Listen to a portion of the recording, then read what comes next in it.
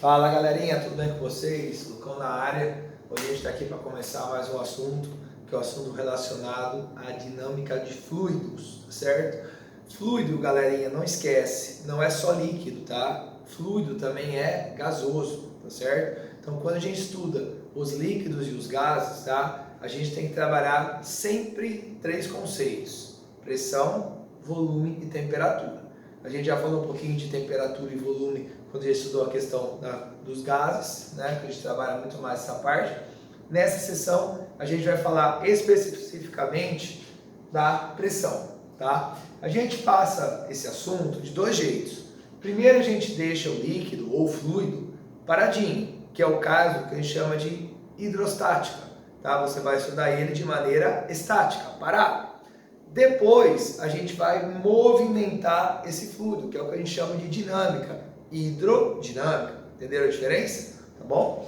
Para a gente estudar o fluido parado, a gente tem que aprender a calcular a pressão de uma coluna de líquido. Essa pressão do líquido, a pressão que ele faz no seu recipiente, lembra, né, que todo líquido tem que ter um local para ele, vamos dizer assim, permanecer parado. O líquido não tem forma própria, tá certo? Então, a gente vai calcular a famosa pressão hidrostática. O que ela é, Lucão? A pressão hidrostática é a pressão dessa quantidade de líquidos que eu tenho em um certo recipiente. Não é somente a pressão no fundo do recipiente. Lembrando, né, gente, que pressão é sempre a força sobre a área. Essa é a definição tranquila, geral de pressão. Tá? A gente está falando também da pressão na parte lateral. Ah, Lucão, mas por que você não mostrou ela? Porque, gente, a pressão que ocorre de um lado se cancela com o outro. Tá? Você tem forças de mesmo valor em sentidos opostos. Então, a gente não vai trabalhar com a pressão nas paredes laterais do recipiente, sim na pressão na base, que é o que importa. Tá? Se a gente aplicar a pressão força sobre a área, que força vai exercer? A força de contato entre o líquido e a base do recipiente. Ou seja, basicamente o seu peso. Então, a pressão desse líquido é o peso desse líquido dividido pela área. O peso, gente, é a massa vezes a gravidade. Definição de força-peso, certo? Agora, em vez de eu ter a massa do líquido, sempre o exercício vai te fornecer a densidade. Tá? Dificilmente você vai ter a massa daquele líquido, você vai ter a relação entre massa por volume. Densidade é a massa do líquido dividido pelo volume que ele ocupa. Como eu tenho aqui a massa na expressão, eu vou subir o volume, ele está dividindo, ele passa multiplicando. Então a massa do líquido é a densidade vezes o volume. Como a gente está trabalhando com um recipiente cuja a base e a abertura é a mesma, é basicamente um cilindro. Qual seria o volume de um cilindro? Área vezes altura. A área dessa base vezes a altura desse líquido. Então a gente vai pegar essa expressãozinha em azul e vamos substituir aqui, ó, na massa do líquido. Vai ficar a pressão do líquido é a densidade vezes a área vezes a altura. Tudo isso aqui representa a massa. Temos também o G de gravidade, eu só copiei, dividido pela área, pela fórmula da pressão. A área vai se cancelar, a gente vai chegar no famoso μGH. O que é o μGH? É a pressão devido à coluna de líquido. Tá? Quem trabalhou muito com isso, nosso amigo Steven. Tá? Por isso a gente vai trabalhar nessa parte o famoso teorema de Steven. Tá? O teorema de Steven relaciona a pressão em um certo ponto. Agora, se eu estou trabalhando a pressão dentro de um líquido, por exemplo, vamos anotar aqui esse pontinho, vamos chamar de pontinho A. O que seria a pressão? A pressão é tudo que está acima dele, fazendo força sobre ele. Estranho, né? Mas vamos explicar para você. Ó, o que eu tenho sobre o pontinho A? Lucão, eu tenho essas quantidades de líquido aqui, ó. Certo? Essa alturinha de líquido, né? Se a gente fazer aqui uma linha horizontal, ó, eu tenho uma certa altura de líquido. Isso faz pressão? Faz, porque aquilo pesa. Porém, se o seu recipiente estiver aberto, Sobre ele, nós temos o ar. E o ar pesa, gente? Claro que pesa. A nossa atmosfera é muito densa. Nosso ar é bastante pesado.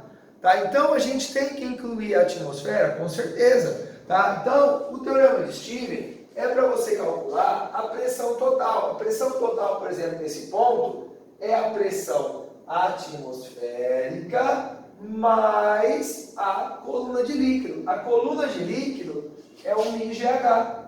Tá? Então, quando você está trabalhando com a pressão total, você vai somar essas duas contribuições? Vai. Tome muito cuidado nessa matéria com a questão das unidades. Tá? A gente tem que tomar muito cuidado, porque a unidade oficial de pressão, qual que é, Lucão? É Pascal. Tá? Se você trabalha com Pascal, a densidade tem que estar em quilogramas por metro cúbico.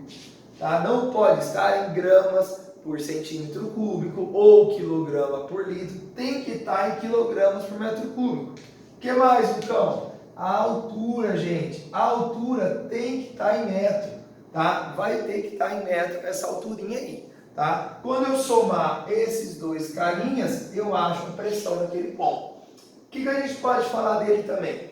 Veja que a pressão depende da altura. Essa altura é o que a gente chama de coluna de líquido, tá? Então, o que acontece? Vamos supor que eu tenho, por exemplo, aqui um certo recipiente com um certo líquido. E eu estou mostrando para você 3 locais dele, o ponto A, o ponto B e o ponto C.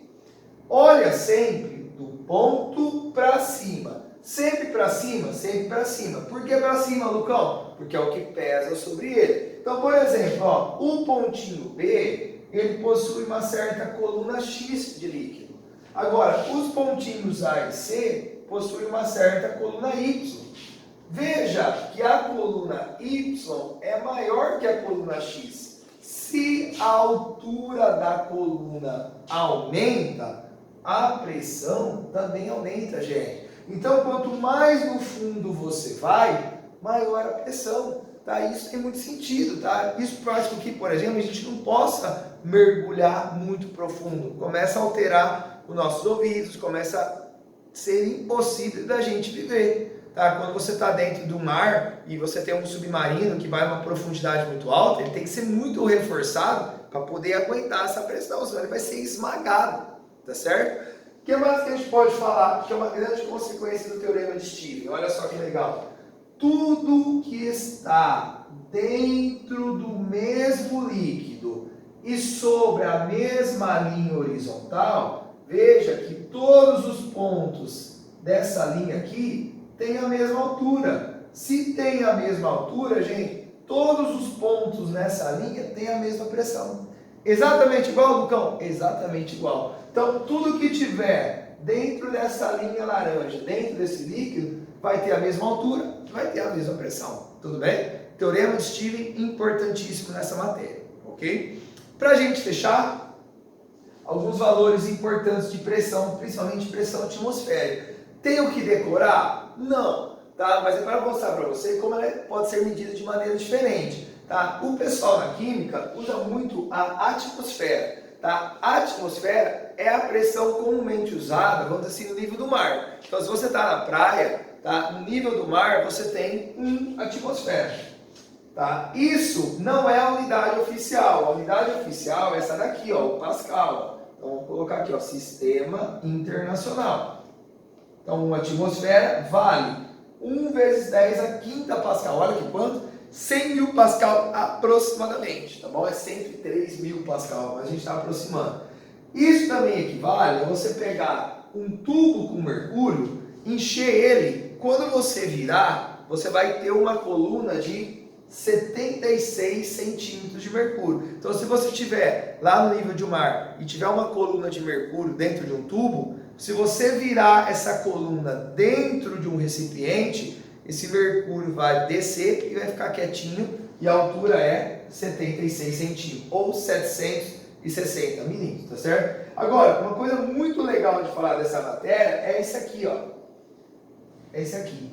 Se você mergulhar 10 metros, cada vez que você mergulha 10 metros, você aumenta uma atmosfera 10 metros de água, em termos de coluna vertical, representa uma atmosfera. Então, por exemplo, se você está lá na praia, nível do mar, você está a 1 atmosfera. Mergulhou 10 metros, aumenta 1. Então, você tem 2 atmosferas. Se você mergulhar mais 10 metros, 3. Mais 10 metros, 4. Então, guarda essa regrinha que dá para você fazer até por regra de 3. A cada 10 metros que você vai mergulhando, vai aumentando 1 atmosfera. Tudo bem? Dica de ouro aí para você. Valeu, galerinha. Grande abraço. Tchau, tchau.